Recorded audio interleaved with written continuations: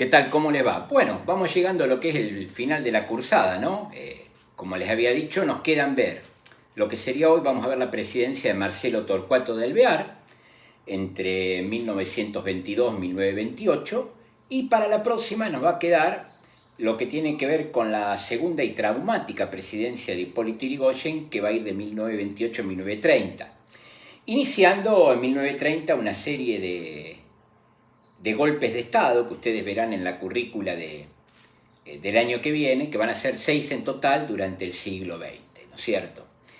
Bien, nosotros estuvimos viendo hasta el último encuentro que tuvimos, lo que fue la primer presidencia de Yrigoyen. Hoy vamos a iniciar lo que tiene que ver, como ya les había dicho, la presidencia de Marcelo Torcuato de Alvear. Primeramente, ¿quién fue Marcelo Torcuato de Alvear? Sin duda que está asociado a una familia patricia. Fue nieto de Carlos María de Alvear,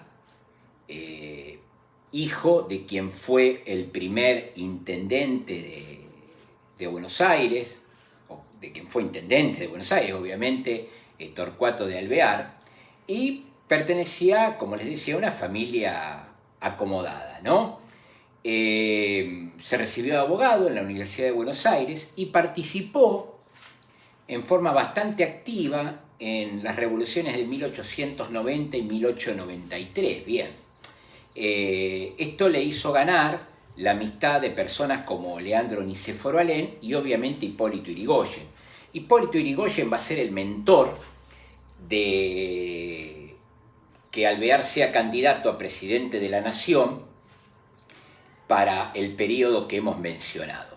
Otra de las cosas que tenemos que decir, que a raíz de la ley Sáenz Peña, en el año 1912, Alvear va a ocupar el cargo de diputado, ¿no? Gracias a esta ley.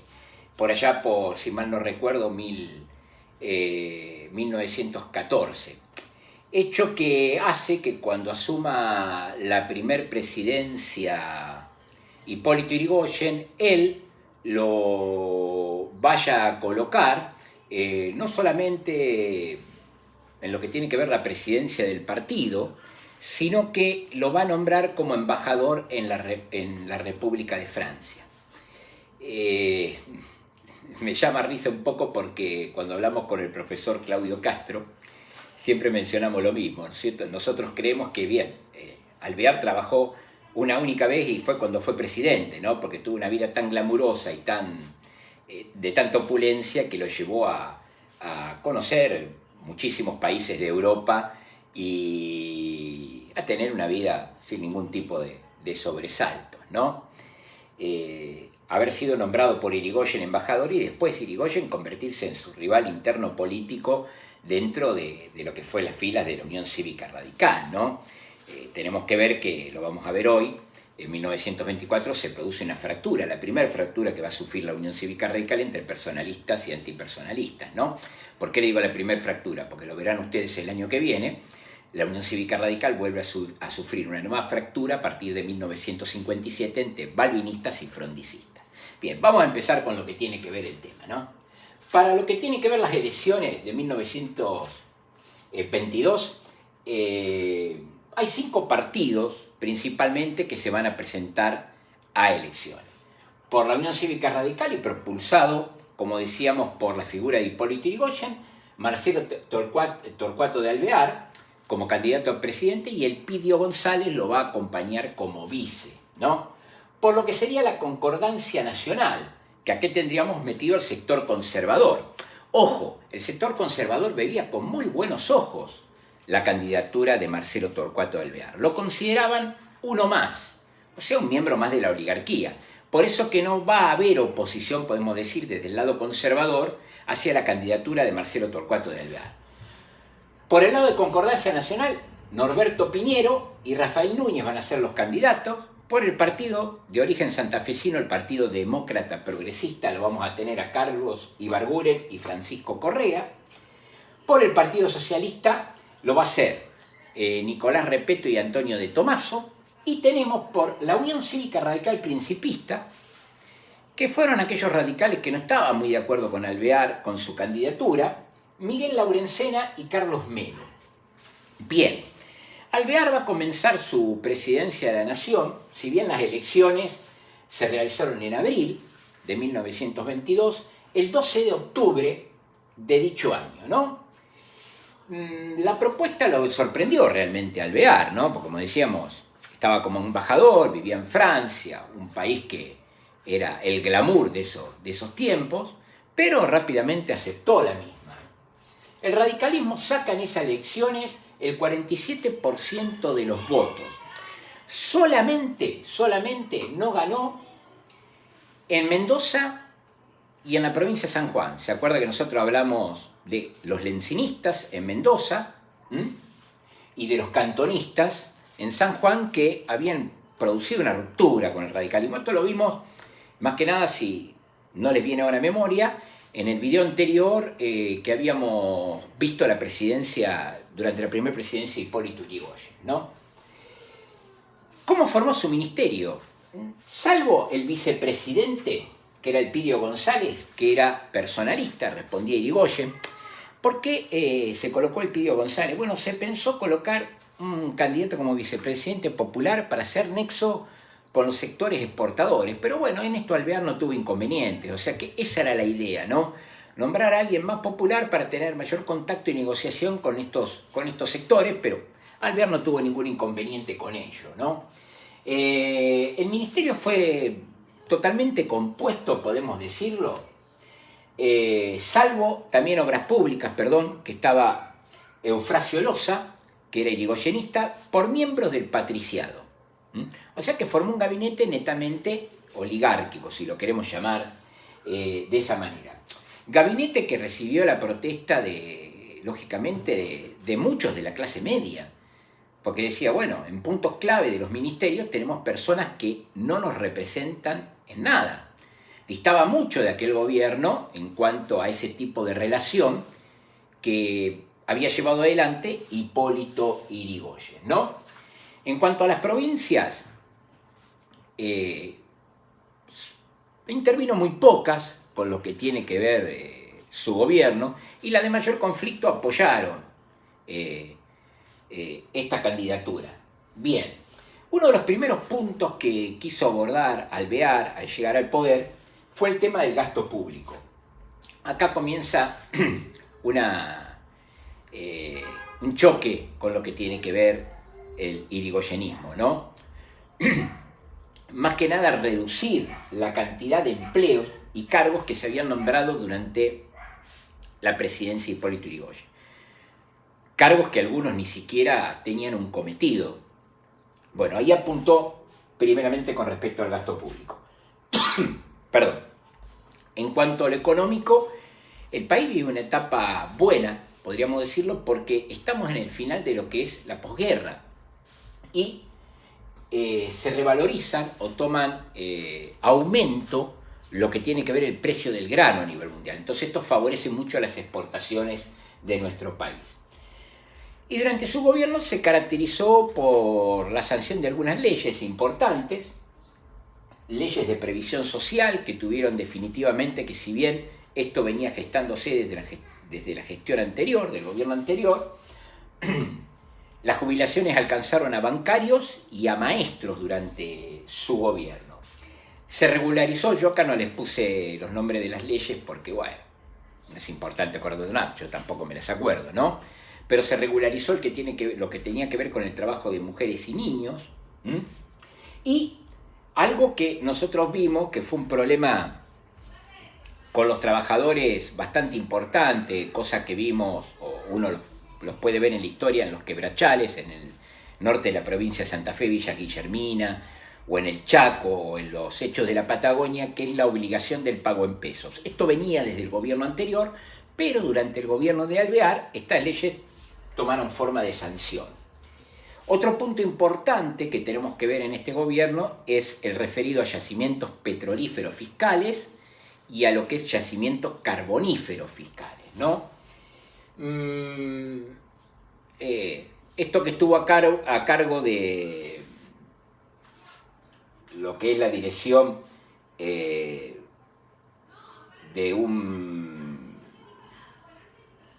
de un ministro netamente, podemos decir, estuvo 8 años en su cargo, que cumplió con creces el cargo, ¿no?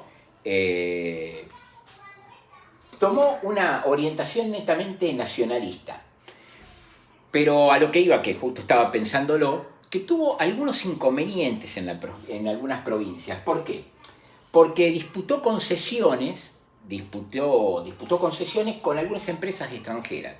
Por ejemplo, Standard Oil, Shell y Astra en muchas provincias se convirtieron como el principal competidor en la extracción de petróleo de YPF. Yo con esto por eso pensaba, le digo, el general y ingeniero químico Enrique Mosconi realmente durante 8 años hizo una labor, podemos decir, impecable y de una brutal honestidad al cargo de lo que fue YPF, ¿no es cierto? Acá hay otro problema que tenía el irigoyenismo que tenía que ver con el sector castrense, con las Fuerzas Armadas. Los militares y principal cúpula del ejército y de las fuerzas en ese momento se quejaban por el escaso presupuesto que había presentado el primer gobierno de Irigoyen. Durante el gobierno de Alvear, ese presupuesto se incrementó en forma notable. Dos cosas que podemos recalcar en esto es en el año 1927, estando a cargo del Ministerio de Guerra en ese entonces coronel Agustín Pedro Justo, se crea la primera fábrica de aviones, ¿no? Y también se propulsó a construir en Mar del Plata la base de submarinos que actualmente también existe. O sea que hubo un aumento notable de lo que tiene que ver también, son detalles, pero se compraron cañones, fusiles, o sea, hubo una inversión en el ejército importante para reequiparlo. No era que el ejército estuviera en malas condiciones en este momento, pero aumentó mucho más el presupuesto que en la etapa de Irigoyen, eso les quiero decir.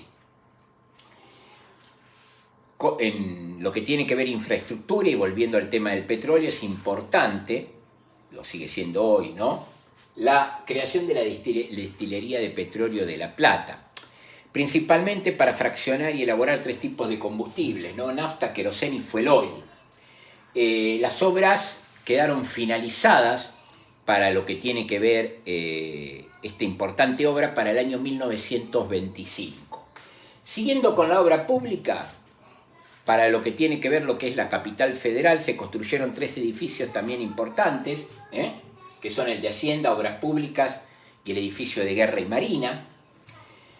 Y yéndonos a lo que tiene que ver la inmigración, sigue un ritmo bastante interesante. Esto ustedes lo van viendo también, o lo pueden ver con el material de consulta que yo les he dado, ¿no?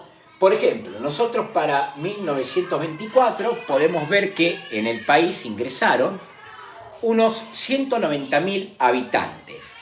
Y entre el periodo 1924 y 1930, lo que escuchan de fondo puede ser el lío de mis hijas, ¿no?, que están a los gritos, pero bueno, son las prácticas de lo que tiene que ver esta pandemia. Volviendo con lo que tiene que ver, lo que les decía, entre el año 1924 y 1930, tenemos un recuento en lo que tiene que ver nuestro país de una cantidad de 2 millones de inmigrantes aproximadamente. Yo esto se los nombro, no hace falta que ustedes se acuerden de lo que tiene que ver la cifra, pero es como para ver el ritmo constante que sigue teniendo la inmigración, más allá que se había interrumpido, ¿no?, por los hechos de lo que tiene que ver la Primera Guerra Mundial o la Gran Guerra, como nosotros les mencionamos.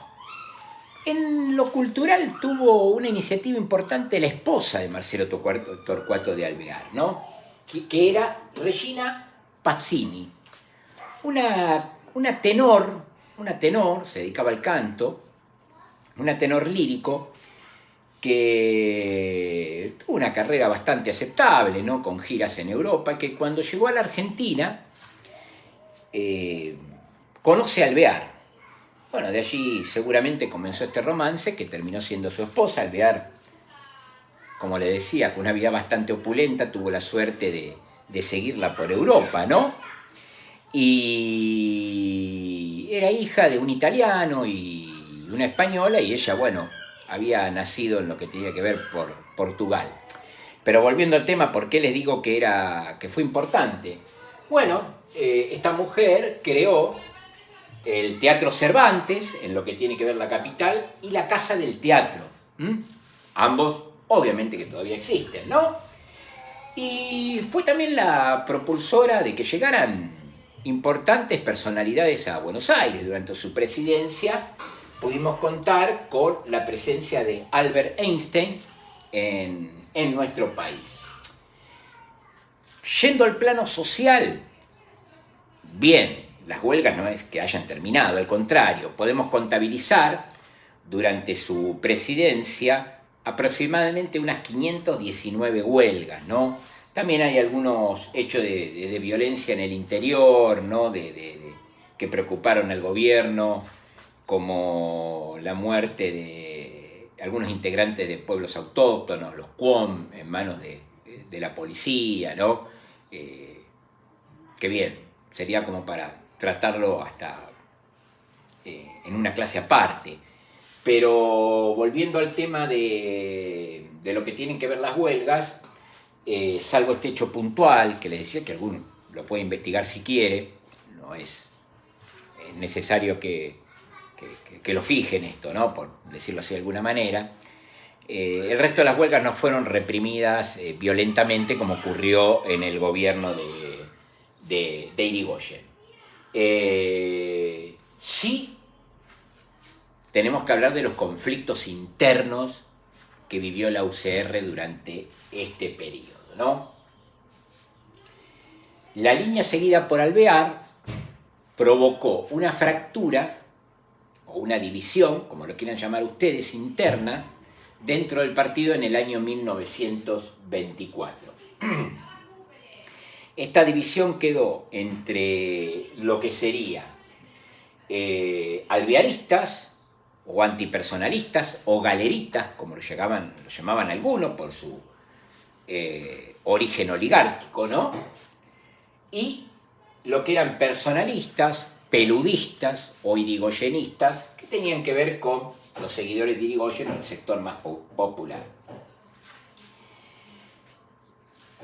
Esta división que los antipersonalistas, como lo vimos al principio, culpaban de la gran cantidad de cargos que había creado Irigoyen, de la gran cantidad de despilfarro y gasto público, se va a acentuar a partir del año 1927, ¿no?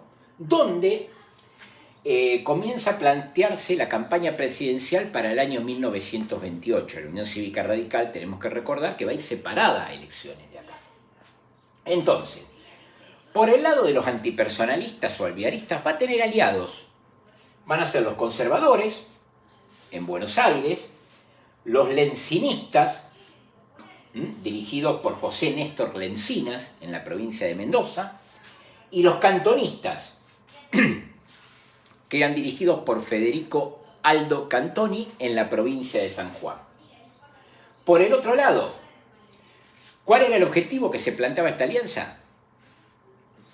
Indudablemente que derrotara a Hipólito Yrigoyen en las elecciones de 1928. Mientras que los personalistas propusieron la fórmula de Hipólito Yrigoyen como candidato a presidente y de Francisco Beiró, que no pudo llegar a lo que tiene que ver las elecciones. Beiró falleció y fue reemplazado en esta fórmula, en la candidatura como vicepresidente, por Enrique Martínez. Mientras tanto, que no lo habíamos mencionado, el sector antipersonalista proclamó la fórmula presidencial de Leopoldo Melo como candidato a presidente y Vicente Gallo como candidato a vice. El rasgo importante de todo esto, de esta fractura, que vamos a ver que por primera vez, de esta primera fractura, porque mencioné otra que la verán el año que viene, el radicalismo va a ir separado a las elecciones de 1928, ¿no? Se va a presentar la fórmula de la Unión Cívica Radical, personalista, que les mencioné, y vamos a ver por otro lado, con Melo y Gallo, la fórmula de la Unión Cívica Radical antipersonalista. Bueno, bien, lo importante si tenemos que remarcar algo de este gobierno o lo que yo creo que debe ser lo que tenemos que dejar fijo, como lo vimos con el irigoyenismo, que dijimos lo de las huelgas obreras, importante por la gran represión, ¿no es cierto? La reforma universitaria de 1918 como un punto también importante a recordar acá. Los datos los damos porque para conocer bien cómo se desarrolló este gobierno. En este gobierno lo que yo quiero que tengan mayormente en cuenta es la fractura que sufre la Unión Cívica Radical. Fractura que se produce en 1924 y se agudiza en la campaña electoral, como bien lo dijimos acá, a partir del año 1927. Bueno, espero haber sido claro. Como siempre les digo, tienen la opción de mandarme un mail y consultar por aquellas cosas que nos pueden quedar medio agarrados de los pelos o que no se entienden. Y bien, ya estaría cerrando lo que tiene que ver el segundo cuatrimestre y enviando lo que es sus notas para que las puedan pasar. Bueno, nos encontraremos con la próxima y último video de estas microclases que hemos presentado. Y bien, espero haber estado un poco, si bien no es lo mismo, porque acá uno hace un monólogo y imagínense que esto que yo hablo acá, por ahí en una clase normal me lleva 2 horas y media o 3, porque van saliendo distintas preguntas, vamos relacionando con otros hechos, nos vamos yendo un poco del tema, pero con cosas que vamos sacando de lo que vamos hablando, ¿no? Y bueno, espero haber estado un poco a la altura de las expectativas que ustedes tenían para estas clases que nos han sido netamente informales, ¿no? Los saludo, espero que tengan un muy buen principio de semana y nos vemos en la próxima, que sería la última clase de la cursada. Igualmente, como yo les digo, para lo que es después de la finalización, estoy en contacto con ustedes para cualquier otro tema o para cualquier tema que me quieran preguntar sobre lo que tiene que ver la materia o de cosas que nos hayan quedado en el aire. Bueno, me despido, hasta luego y que tengan, como ya les dije, un muy buen comienzo de semana.